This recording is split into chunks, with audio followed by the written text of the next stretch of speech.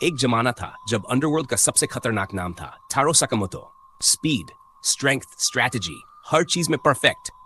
एक ऐसा हिटमैन जिसे दुश्मन तो क्या अपने भी डरते थे, लेकिन फिर अचानक सब कुछ छोड़कर बन गया एक नॉर्मल स्टोर ओनर। सीरियसली, पर क्या सच में कोई लेजेंड इतनी आसानी से अपनी पुरानी जिंदगी छोड़ सकता है? जब पुरानी दुश्मनी, नए किलर्स और सीक्रेट ऑर्गेनाइजेशंस उसकी जिंदगी में वापसी करते हैं, तो फिर से शुरू होता है वो गेम जहां रूल सिर्फ एक है, सर्वाइव और डाई। तो आज हम बात करेंगे कुछ खतरनाक हिटमैन्स की। तो गाइस, अच्छे से बैठ जाओ क्योंकि वीडियो शुरू होने वाला है। तो पहले आ जाता है ओसारागी। ओसारागी, जो कि ऑर्डर के सबसे नए मेंबर्स में से एक है, एक ऐसी ग्रुप का हिस्सा है जिसमें जापान के सबसे ताकतवर असैसिन्स आते हैं, जो जापानीज एसोसिएशन ऑफ असैसिन्स का हिस्सा है। ओसारागी को अक्सर बचकाना और इम्पल्सिव बताया जाता है, और वही उसकी सबसे बड़ी खासियत भी है।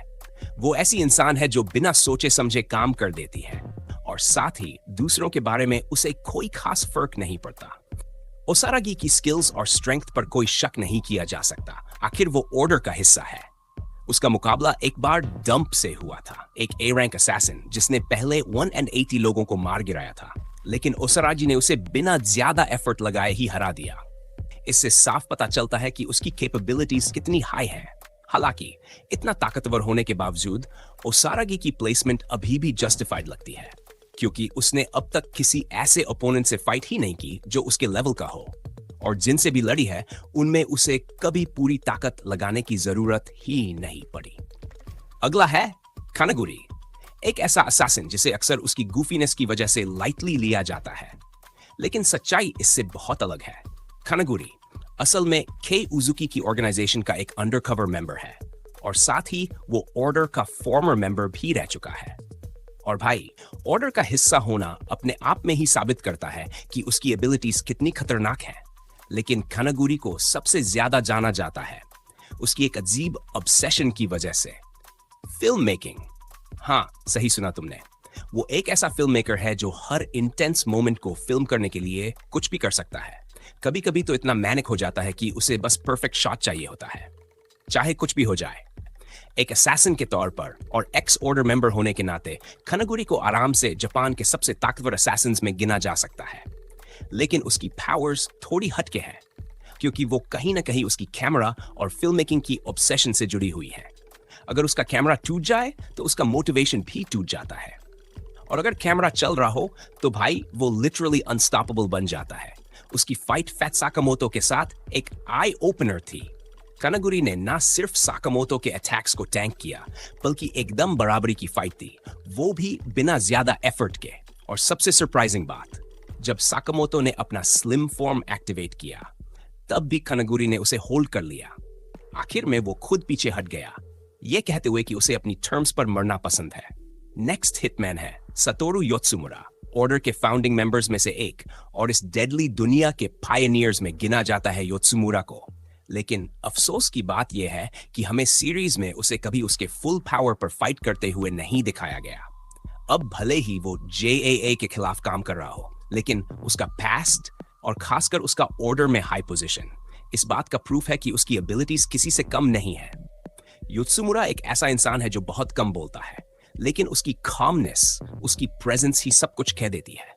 ये तक दिखा है कि जब 3 ऑर्डर मेंबर्स उसे मारने भेजे गए, जिनमें उसका अपना फॉर्मर शिशिबा भी था, तब भी उसके चेहरे पर कोई डर या गुस्सा नहीं था, बस शांत, ठंडा और रेडी टू फाइट।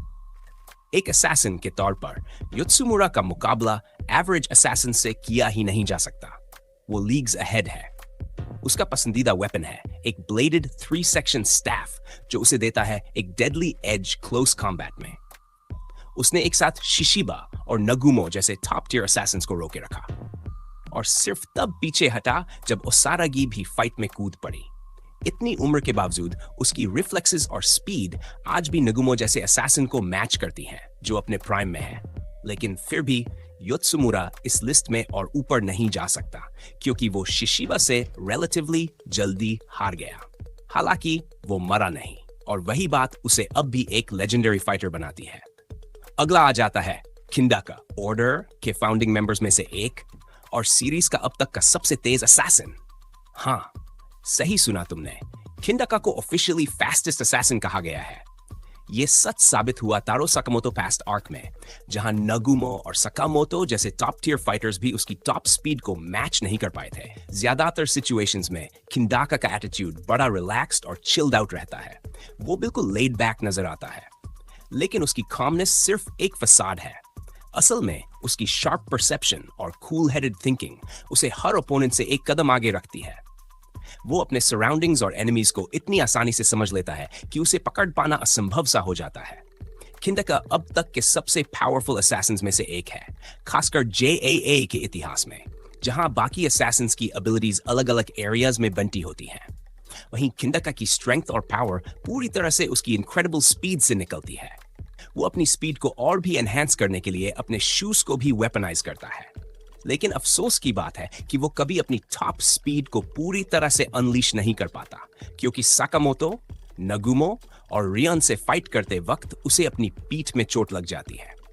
फिर भी उसकी करंट स्पीड इतनी जबरदस्त है कि वो इस लिस्ट के नीचे के सभी असैसिन्स को इजीली ओवरवेल्म कर सकता है, और शायद उसका ओल्ड एज ही उसका एक बड़ा फैक्टर बन जाए। अगला असैसिन है शिशिबा। ऑर्डर के प्रेजेंट में सबसे ज्यादा ताकतवर असैसिन्स में से एक। कभी ये योत्सुमुरा का प्रोटेजे था, यानी सीधा उस लेजेंड से ट्रेनिंग ली है। ऑर्डर में ऑफिशियली ज्वाइन करने से पहले शिशिबा एक रोग असैसिन था जो बस अपनी मर्जी से काम करता था। अपने पुराने मास्टर की तरह शिशिबा भी मेंटरशिप अप्रोच अपनाता है, और उसकी रिलेशनशिप ओसरागी के साथ काफी सिमिलर है। शिशिबा की पर्सनैलिटी भी कुछ ऐसी ही है। वो पूरी तरह से इंडिफरेंट है, यानी उसे किसी भी चीज या इंसान से कोई फर्क नहीं पड़ता। उसकी अलूफ प्रेजेंस ऐसी है कि कभी भी वो किसी भी चीज को लेकर चिंता नहीं करता, और न ही उसे किसी बात की कोई परवाह होती है। लेकिन शिशिबा की सोच बाकी सबसे अलग है। वो जिंदगी को बहुत सिंपल मानता है, और यही सिंपलिसिटी उसके वेपन चॉइस में भी दिखती है। उसका फेवरेट हथियार सिंपल से दिखने वाले 2 हैमर्स, लेकिन मत समझना कि वो बेसिक है। स्ट्रेंथ के मामले में शिशिबा पूरे ऑर्डर के सबसे खतरनाक असैसिन्स में से एक है, और माना जाता है कि अगर वो अपने मिशंस को लेकर माइंडसेट थोड़ा बदल दे तो वो और भी ज्यादा पावरफुल बन सकता है। वो एक मास्टर लेवल कम्बैटेंट है जिसकी स्पीड और रिफ्लेक्सेस कमाल की हैं। यहां तक कि उसने कशिमा, जो स्लर का टॉप रैंकिंग मेंबर था, उसे इतनी तेजी से मार गिराया कि कशिमा को पता भी नहीं चला। लेकिन जो बात शिशिबा को इस लिस्ट में इतनी ऊंची जगह दिलाती है वो है उसका कैजुअली योत्सुमुरा को हराना, और उससे भी बड़ी बात, वो पोटेंशियल जो अब तक पूरी तरह से सामने आया ही नहीं है, क्योंकि शिशिबा अभी भी अपने प्राइम में पहुंचा नहीं है। नेक्स्ट, गाकू, सीरीज के सबसे यंग और अनप्रेडिक्टेबल असैसिन्स में से एक। गाकू स्लर की ऑर्गेनाइजेशन के लिए काम करता है, और उसे एक ऐसे ऑर्फनेज में पाला गया था जहां बच्चों को ट्रेन किया जाता था ऑर्डर के असैसिन्स जैसा बनने के लिए। मतलब बचपन से ही उसे बनाया गया था एक किलिंग मशीन। अब वो एक्स यानी स्लर की टीम का हिस्सा है। उसकी पर्सनैलिटी बहुत लेड बैक और चिल लगती है। फाइट के बीच में स्नैक्स खाना, और एक बार तो वो वॉशरूम चला गया, वो भी तब जब उसे वहीं से ब्लास्ट किया गया था। लेकिन मत भूलना, जितना कूल वो बाहर से दिखता है, अंदर से उतना ही कोल्ड और क्रूअल है। उसने JAA के सैकड़ों मेंबर्स को सिर्फ मस्ती मजाक में मार डाला था, जैसे वो लोग इंसान ही ना हो। स्किल और एबिलिटी के मामले में गाकू का पोटेंशियल शायद पूरे सीरीज में सबसे ज्यादा है। वो पहले से ही सीरीज के मोस्ट पावरफुल कैरेक्टर्स में से एक माना जाता है, क्योंकि अब तक सिर्फ गाकू ही एक ऐसा इंसान है जो ताकामुरा जैसे मॉन्स्टर के खिलाफ जिंदा बचा है। हाँ, उसने एक आर्म और ईयर खो दिया, लेकिन वो जिंदा रहा, और बस यही बात उसे लेजेंड बना देती है। उसकी रॉ फिजिकल स्ट्रेंथ इतनी इनसेन है कि वो मोनगुमो को भी पीछे छोड़ सकता है, और शायद साकामोतो के बराबर पहुंच जाए। स्पीड की बात करें तो वो नगुमो के लेवल पर है, यानी लाइटनिंग फास्ट। और सबसे बड़ी बात, अब तक गाकू ने जिनसे भी लड़ाई की है वो सब ऑर्डर के सबसे स्ट्रॉन्ग मेंबर्स थे। मतलब उसकी फाइट्स खुद ब खुद साबित करती हैं कि वो कितना डेंजरस है, और अभी भी उसमें ग्रो करने की स्पेस बाकी है। अगला है योची नगुमो, सीरीज का एक सेंट्रल सपोर्टिंग कैरेक्टर का पुराना दोस्त। नगुमो को माना जाता है ऑर्डर का सबसे ताकतवर असैसिन ताकामुरा के बाद। उसकी सबसे बड़ी पहचान, हमेशा चेहरे पर एक कांस्टेंट सी स्माइल जो शायद ही कभी हटती है, और उसकी केयर फ्री एटीट्यूड जो अक्सर दूसरों को इरिटेट भी करती है। लेकिन उस स्माइल के पीछे छुपा है एक मास्टर डिसीवर।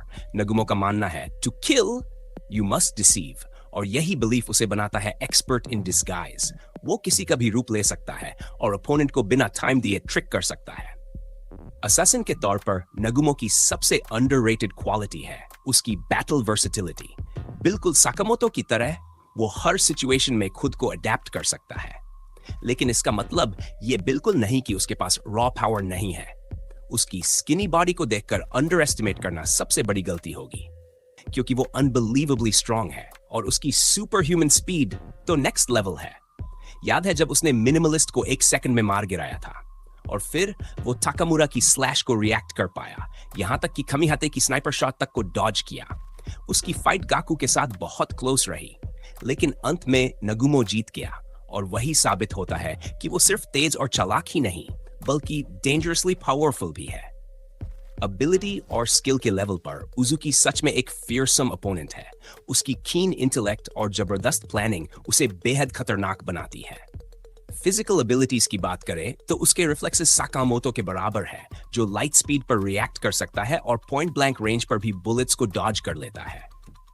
लेकिन सबसे ज्यादा इंप्रेसिव उसकी ताकामुरा के खिलाफ फाइट थी, जिसे ऑर्डर के सदस्य भी एक अनॉमली मानते हैं। उजुकी ने उसे हराया, और यही बात उसकी ताकत को पूरी तरह साबित करती है। उजुकी का वेपन ऑफ चॉइस है सोर्ड व्हिप, और हाल ही में उसने ताकामुरा से उसकी कतना छीन ली जब उसने उसे हराया था। उसकी फाइट अगेंस्ट ताकामुरा ही वो मेन वजह है जिसकी वजह से उजुकी इस लिस्ट में इतना ऊपर आता है। नेक्स्ट है द लेजेंड तारो साकामोतो, एनिमे का हीरो और टिचुलर प्रोटैगनिस्ट। तारो साकामोतो एक वक्त पर था दुनिया का सबसे डेंजरस और लेजेंडरी असैसिन। उसे साफ तौर पर कहा गया है the greatest hitman of all time, और भाई ये टाइटल ही काफी है इस लिस्ट में उसकी जगह को सॉलिड जस्टिफाई करने के लिए। शुरुआत में अपनी बल्की फिजिक की वजह से वो थोड़े नोटिसेबल लगते हैं, लेकिन अब वो एक रिटायर्ड असैसिन है जो एक छोटा सा कन्वीनियंस स्टोर चलाते हैं और अपनी फैमिली से इतना प्यार करते हैं कि उन्होंने पूरी हिटमैन लाइफ सिर्फ उनके लिए छोड़ दी।